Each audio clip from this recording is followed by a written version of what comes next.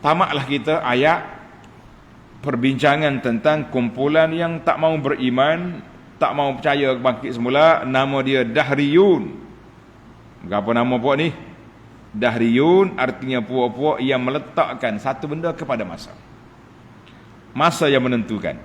Ingat molek. Kita pun kadang-kadang cakap juga gini. Masa yang menentukan. Bukan masa Allah Ta'ala yang tentukan. Cuma masa tu waktu nak terjadi sedemikian. Bukan masa. Tengok. Dalam faedah ni kita akan bincang panjang sikit. Para penulis bersedia untuk mencatat.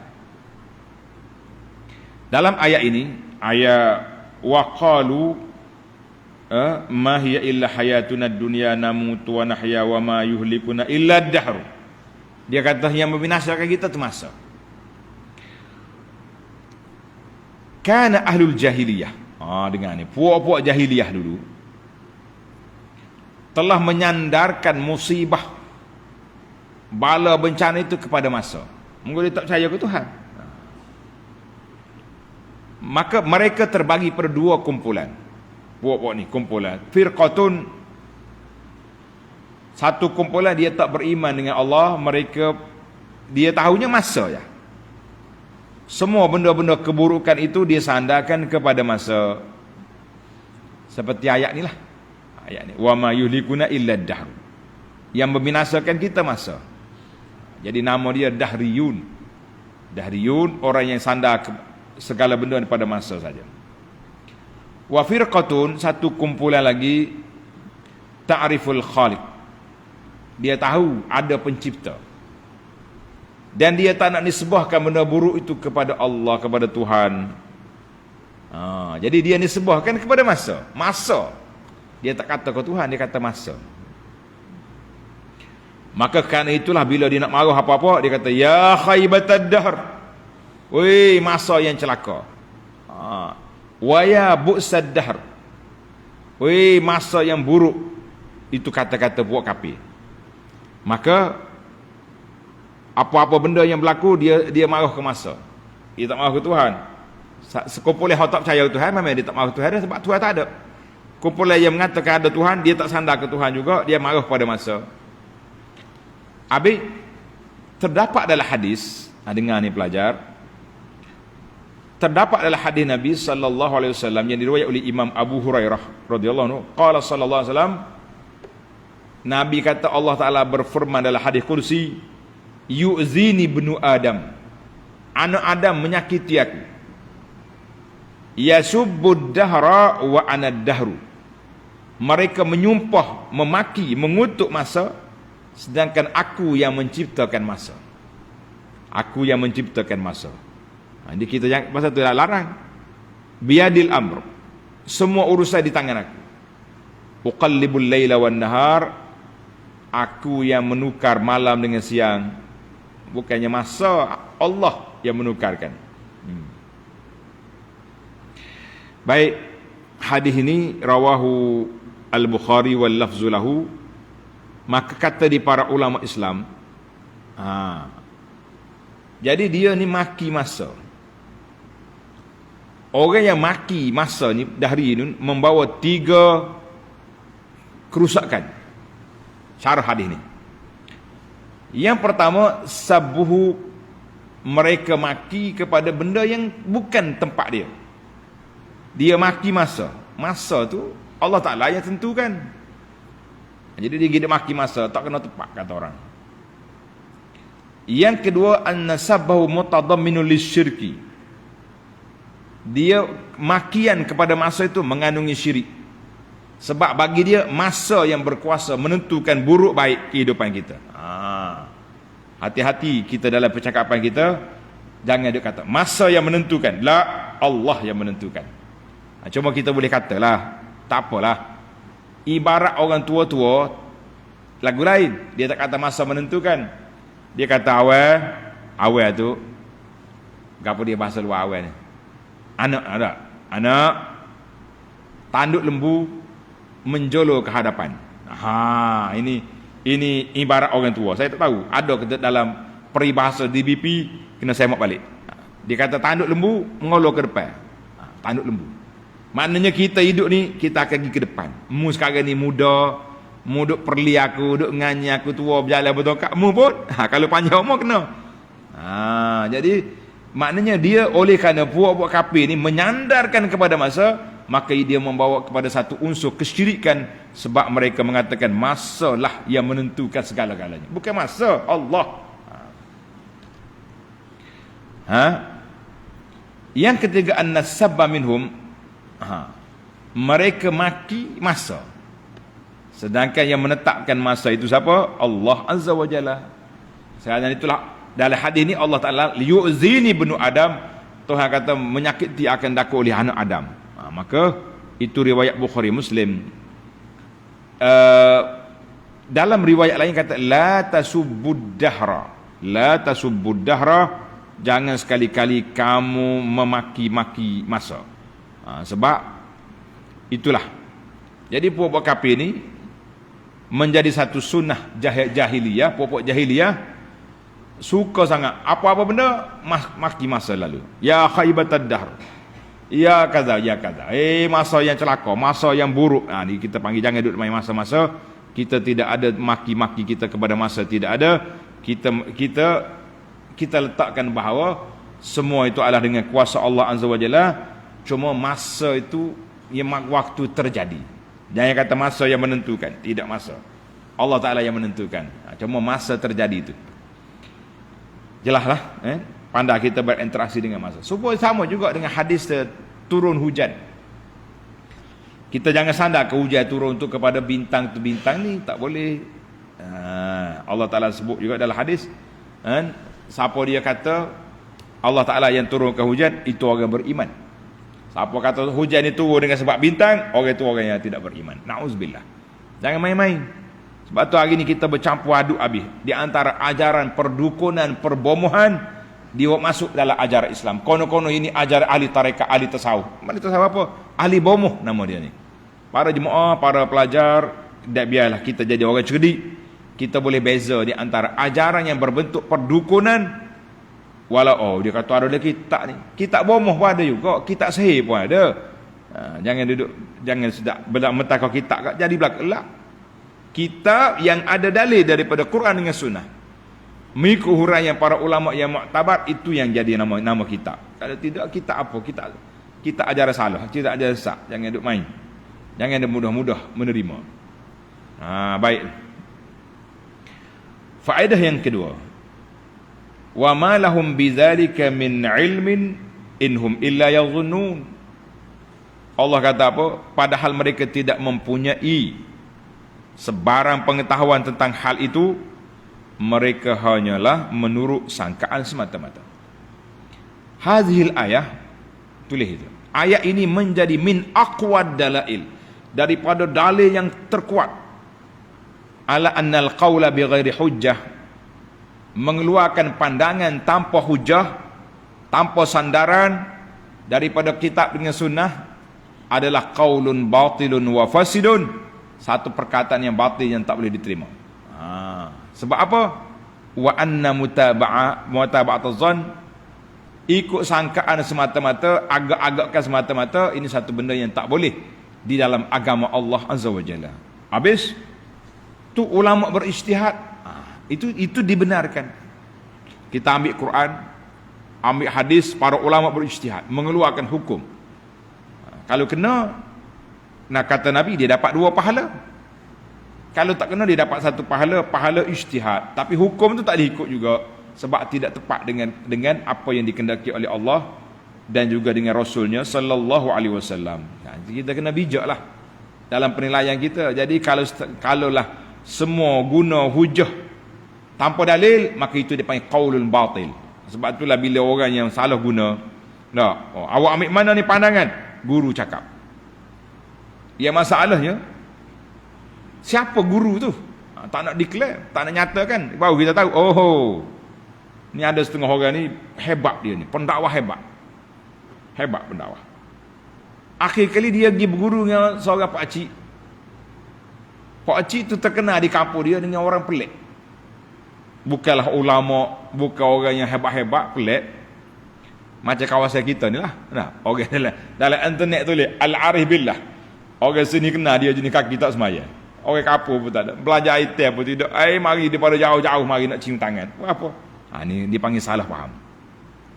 Jadi mana kalau orang bercakap tanpa hujah, duk main guru saya, saya boleh dalam ilham daripada itu semua tu bukan hujah belaka. Hujah kitanya Alkitab was sunnah dan juga penjelasan daripada para alim ulama yang mu'tabar. Baru kita kata hujah. Duk main hujah dengan otak kita, siapa-siapa boleh berhujah. Orang dah riuh tadi boleh berhujah, pergi cari daging. Perai daging sampai busuk keluar ulat, dia kata dia buat ulat. Orang tanya berapa ekor ada, mati, orang panggil mati tengah-tengah, dia tak boleh jawab. Cerdik sangat awak. Mari kita pindah pula. Kalau tidak panjang cerita. Kita pula kepada yang ketiga. Yang ketiga dia kata apa? Qalu ma hiya illa hayatuna dunya namutu wa nahya. Ingat ni, ini isu ni kebetulan dengan isu yang berlaku zaman kita hari ni, sehari dua ni, dalam isu sehari dua ni, betul-betul. Ibarat orang tua kata pelanduk lalu perangkap jatuh. Sedap juga main ayat orang tua dah. Pelanduk lalu perangkap jatuh, pom masuk dalam raga. Habis, bismillah boleh.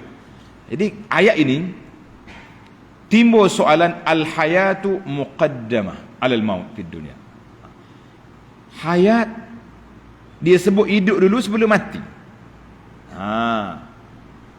Puak-puak mengingkari kiamat kata nahya wa namut. Sepatutnya dia kata kita hidup pas kita mati, tak ada lah hidup. Yang kata mati dulu kemudian hidup ni Allah Taala sebut dalam surah Al-Mulk, allazi khalaqal mauta wal haya. Macam mana kita nak jawab? Sebab apa dalam ayat ini Allah Taala dulukan perkataan mati sebelum hidup. Namutu wa nahya. Kenapa dia kata kita mati pas kita hidup? Macam mana nak faham? Tengok perbahasan sikit. Perbahasan dalam tafsir Ar-Razi dan lain-lain. Panjang dia kata apa? Jawab dia seperti kita tadilah dalam tafsir dia. Jawab dia kata makna yahyal ba'du wa yamutul ba'du. Sebahagian kita hidup, sebahagian lagi mati. Maknanya tok mati, anak hidup. Fahuwa hukmun 'alan nau'. Maknanya kita jatuh hukum di sini mengikut kategori. Ada hak hidup, ada hak mati. Ada hak mati, ada hak hidup. Bukan takdim susunan, tidak. Satu. Pendapat yang kedua, ini pendapat ajaran yang berbahaya. Nama dia annahu kalamun man yaqulu bitanasuh. Ini kata-kata ajaran yang menerima berpegang dengan pandangan yang mengatakan roh boleh berpindah. Daripada tok pergi ke cucu. Sebab tu cucu dia cerdik ni. Sebab roh tok dia mari. Nak kata apa? Contohlah kita kata tok ayah kita dulu ulama besar, alim besar dia. Jenius. Tiba-tiba cucu dia cerdik juga. Ni roh tok mari ni. Itu dipanggil tanasuh arwah. Roh Abu Bakar berpindah kepada Umar contohnya. Contohlah. Itu dipanggil ilmu tanasuh al-arwah. Ini ilmu sesat, ajaran sesat. Tak cukup dengan setakat saya tarik balik je, mesti nyatakan kesesatannya dan nyatakan di mana sumber yang diambil supaya kita cantas, kita bongkar kesesatan itu daripada akar umbi, bukan hanya sekadar buat perisytiharan tarik balik sepatah dua. Para pentaksub telah memberi gelaran berjiwa besar. Ini bukan soal jiwa besar, ini soal kesesatan. Nyatakan tarik balik, nyatakan istitabah, bertaubat daripada kepahaman tersebut dan bongkar dari mana dia dapat supaya masyarakat boleh tahu ini mari daripada mana. Itu dia panggil tanasuh. Kata di ulama tafsir, ulama ni fiqh Syafi'i, nama dia Asy-Syarbini. Syekh Syarbini, kalau orang ngaji pondok orang kenal ni Syarbini ni, Khatib Syarbini. Dia ada tafsir dia, tafsir Syarbini. Dia kata apa? Asy-Syarbini qala Asy-Syarbini fi bayani makna tanasuh. Makna apa tanasuh? Berpindah ruh tu makna apa? Huwa anna ruh asy-syakhsi, ruh manusia ni bila dia keluar daripada tubuh dia, tantaqilu ila syakhsin akhar, dia boleh pindah kepada orang lain. Fayahya ba'da allam yakun. Jadi roh ni pergi ke orang lain, jadi orang tu jadi hidup, akan ambil idea orang hak dah mati tu. Ini ajaran siapa ini? Kata Syarbini, fa innahu aqidatu aktsari abadatil asnam. Inilah kebanyakan pegangan penyembah-penyembah berhala. Dia kata ruh tu mari. Jadi masalah tanasu arwah, ajaran sesat, bukan perkara yang mudah-mudah. Buat apa ni video 2 minit tarik balik, jelaskan kesesatan, nyatakan keburukan, dan sebut di mana sumber yang didapati, hidup atau mati, supaya kita pihak berkuasa boleh cantas balik kepahaman yang sesak ini kepada masyarakat. Jadi masyarakat pun jangan mudahlah duduk koyak dah.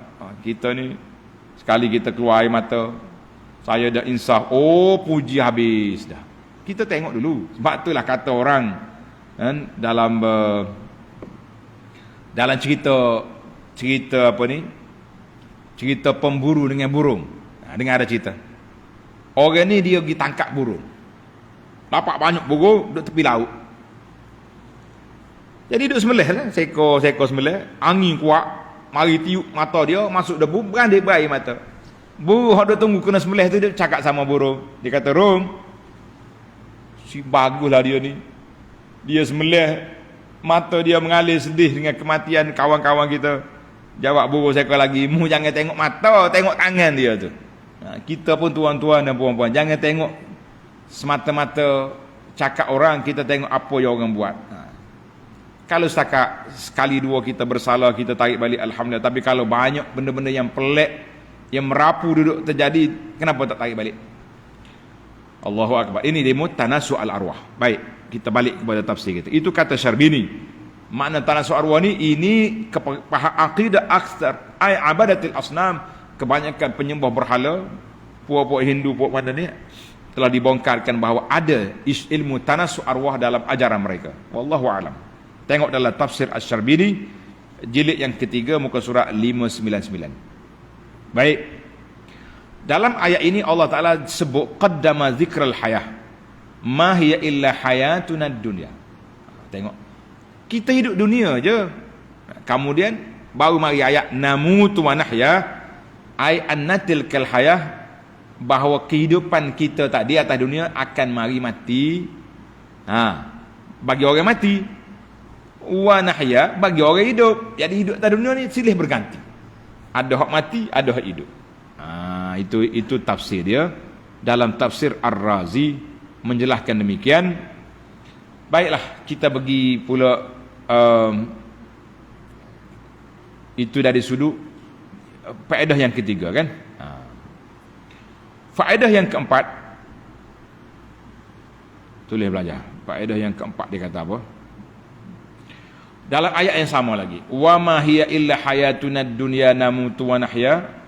Bagaimana kita nak tolak pahaman yang mengatakan kita ni hidup, kita mati, masa yang menentukan? Jawabnya kita tolak dengan dua penolakan. Tolak dengan mangkul, dengan Quran, dengan hadis Nabi sallallahu alaihi wasallam yang banyak sekali ayat-ayat yang menyebut tentang bangkit semula. Yang kewajipan kepada kita orang beriman dengan dia. Jangan yang tak beriman. Orang beriman wajib beriman bil yaumil akhir, dengan hari dibangkit semula. Kalau tidak, adapun dengan makul, kita nak tolak dengan otak kita, dengan pemikiran, maka sebab apa Allah Ta'ala perdukan kepada kita ni supaya berdakwah kepada Islam, berjihad untuk menegakkan kalimah Allah Azza wa Jalla. Orang yang pergi berjihad ni mati. Tinggal anak, tinggal bini, tinggal harta benda, tinggal segala-gala. Kalau setakat mati habis, rugi. Baik kita hidup suka-suka dengan bini, anak pun tak jadi yatim. Tapi oleh kerana kita punya ada yakin bangkit semula, kita mati untuk mendapat nikmat yang besar di sisi Allah Azza wa Jalla. Itu dia panggil penolakan dari sudut Quran, dari sudut hujah, dan juga dari sudut ma'qul. Sama juga mereka kata yang membinasakan kita itu masa ad-dahru. Ini pun kita tolak dengan dua juga. Kita tolak dengan dua juga. Dua apa? Dengan dua penolakan. Yang pertama, kita tolak dengan Quran, dengan hadis, yang sangat jelas lah ayat-ayat Quran yang menyebutnya, hadis yang sebut. Kemudian kita tolak dengan alam nyata, realiti. Berapa ramai orang yang duduk atas dunia ni tak mati-mati. Kalau kata masa mati, tak mati. Orang yang mati orang 100 tahun pun ada, 80 tahun ada. Zaman kita, zaman Nabi Nuh 1000 tahun. Lam yuhlik muddar, masa tak boleh matikan dia. Ada budak-budak baru beranak mati. Ada orang tua panjang umur tak mati. Tak cakap salih pempoh dah kita, tak mati-mati lagi. Contohlah. Ini bang, nak kata-kata apa? Maka kita mengatakan bahawa hujah kamu itu hujah yang tak betul, hujah yang sengit, yang tidak boleh diambil kira. Allahu Akbar. Baiklah, kita pergi kepada ayat yang faedah yang kelima. Apa dia faedah yang kelima ni? U'tu bi abaina in kuntum sadiqin. Mari atuk nenek kami hidup balik. Maka kata di para ulama, hujah ini adalah hujah inadan wa tamarrudan. Hujah bukan hujah. Hujah bukan hujah. Kalau hujah, mari dalil. Ni dak hidup balik tok nenek kita. Hujah apa mu lagu tu? Jadi hujah bagi dia ni masa yang menentukan. Maka kata di para ulama, tulis, menarik ni kata-kata ni. Menarik kata-kata ini. Tasjilun alai, ini satu rakaman daripada Allah Azza wa Jalla bahawa manusia ni apabila tidak ada hujah, bila tak ada hujah, lemah daripada berhujah, mereka akan pergi kepada kerah kepala. Kerah kepala. Sebab itulah kata di ahli fikir kata, lau kana lil ghalabah bisyah, kalaulah kemenangan itu dengan bertempik, melaung, belagak, nescaya orang jahil akan menguasai dunia ini, orang cerdik akan kalah. Sebab dia panggil silahul al-ajiz, senjata orang yang lemah, tak ada hujah ni, dia main kerah kain. Tu ya. Buat mari tok nenek aku. Kita pun sama juga. Bila kita bawa hujah, Quran, dalil, akhir dia tu, alah, main hujah-hujah. Orang buat lama dah benda ni. Jadi, adakah itu hujah? Bukan hujah. Bukan hujah. Jadi, orang yang cerdik, dia akan lawan hujah. Orang yang tak cerdik, hujah dilawan dengan terjah. Apa makna terjah? Mari bertempik, mari melawan, mari belagak, mari tuduh macam-macam, itu dia panggil hujah. Bagi orang yang berkuasa, lain pula. Mula-mula guna bincang dulu. Bincang baik-baik, berlawan hujah. Bila kalah, guna akta. Apa tu? Tengok mendiang Fir'aun. Mula-mula dia berlawan dengan Musa, hujah. Badi kata, Musa jawab, panggil ahli sihir berlawan. Akhir kali bila dia kalah, tak ada hujah, guna akta Musa, sama ada mu berhenti atau aku bunuh. Ada, itu dia panggil. Jadi kita hari ni sama ada berlawan dengan orang bodoh ni bila tak ada hujah dia bertempik, berlawan dengan orang kuasa bila tak ada hujah mereka guna akta. Wallahu alam. Kita minta dengan Allah SWT kita selamatlah kita, para pejuang-pejuang yang nak menegakkan ajaran Al-Quran dan sunnah Nabi SAW ini. Kita minta Allah Ta'ala pelihara, beri kekuatan, beri semangat supaya kita teruskan istiqamah di atas landasan yang kita pilih, iaitulah untuk mempertahankan sunnah Nabi sallallahu alaihi wasallam daripada dipermain-mainkan oleh orang. InsyaAllah kita akan sambung lagi perbincangan kita dalam siri akan datang, bermula ayat 26